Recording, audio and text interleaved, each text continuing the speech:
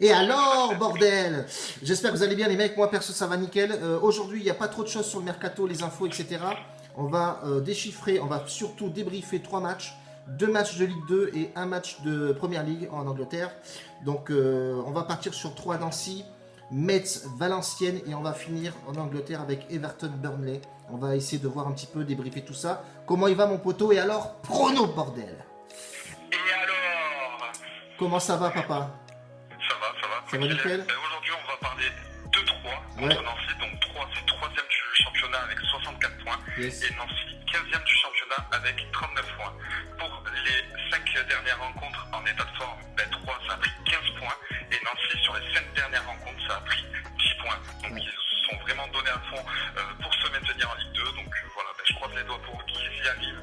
Parce que bon, c'est quand même une bonne équipe. Donc tu en penses quoi, toi, Tonton? Ouais, moi je pense que 3 c'est plutôt pas mal à domicile. Ils se sont un petit peu réveillés là en fin de saison, c'est plutôt bien. Nancy aussi a dû se réveiller dans le sens où ils veulent pas descendre, hein, tout simplement.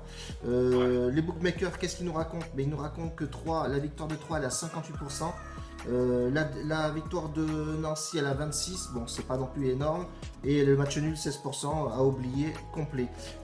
En double chance c'est pas trop mal. Enfin c'est même plutôt bien, surtout pour 3 au match nul, il est coté à 68%, donc c'est plutôt bien, mais bon, la cote va être pas terrible. Et côté Nancy, c'est 32%, nul ou Nancy, si tu veux prendre des risques. Donc logiquement, en double chance, 3 devrait faire le travail facilement. Voilà, je pense que même le jouer en sec, mais c'est un peu plus compliqué. Mais je pense que 3 va mettre au moins aussi un but dans le match. Bon, la cote n'est pas trop intéressante, mais bon, rajouter un combiné si nos abonnés veulent le faire. Donc après, on va parler du match de Metz contre Valenciennes. Metz, on sait tous qu'ils ont été champions de Ligue 2 la semaine dernière. Donc je pense que bon, ils seront quand même motivés par rapport à leur entraîneur, le souci qu'il a eu avec sa femme. Tu nous expliqueras plus en détail tout à l'heure. Mais Metz, ça a pris 75 points.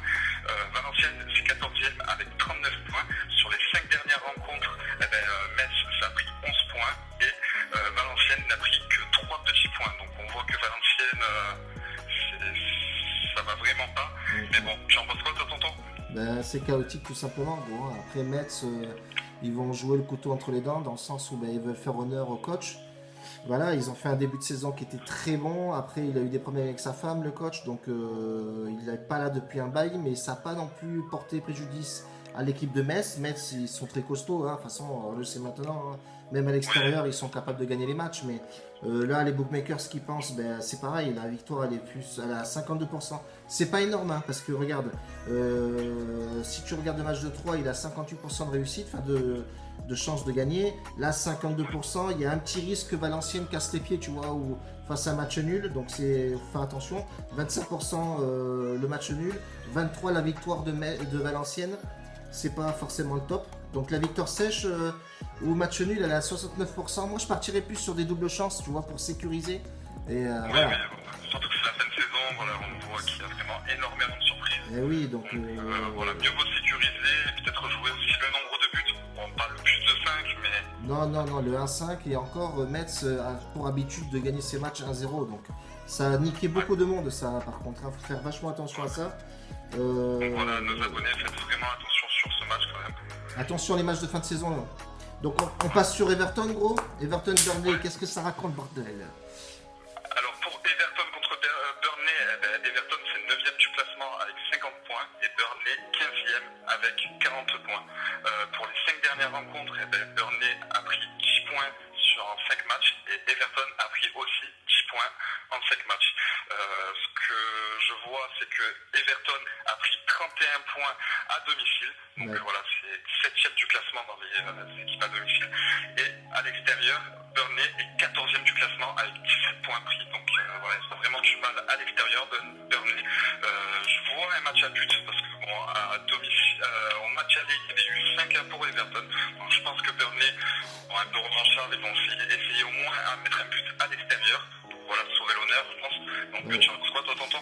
Moi, j'en pense que Everton, j'adore cette équipe, voilà, tout simplement. J'adore cette équipe. Il y a Kurt Zouma que j'adore aussi en défense centrale. Là, si tu regardes les bookmakers, ils sont à 49% pour la victoire. Je vais pas dire le reste parce que ça n'a aucun intérêt. je vais plutôt privilégier Everton aujourd'hui. Voilà, je prends des risques sur ce match-là, même si c'est une chaîne où il faut faire du safe, papa. Mais Everton, c'est très costaud à domicile. Moi, si je jouerais ce match, moi personnellement, ce serait le nombre de buts. Parce que Burnley, on sait très bien que c'est une machine à but aussi. Ils sont très dangereux, hein, et ils arrivent à mettre des buts. Everton aussi en claque pas mal. Mais les deux sont possibles. Soit la victoire, soit les nombres de buts. Sur ce match-là, franchement, la cote en plus, elle est pas trop ouf à domicile.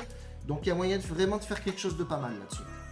Ouais, surtout que Burnley avait fait une très très grosse série, plus de 5. Parce que moi je les avais suivis et je crois que pendant 7 rencontres, ils avaient fait plus de 2,5 buts entre les deux équipes. Ouais. Donc je suis 100% d'accord avec toi. Ouais, Donc bon, je pense qu'on a bien détaillé ces 3 matchs. Ouais. Donc voilà, je pense que nos abonnés sont bien informés et je pense qu'ils éviteront les douilles pour aujourd'hui.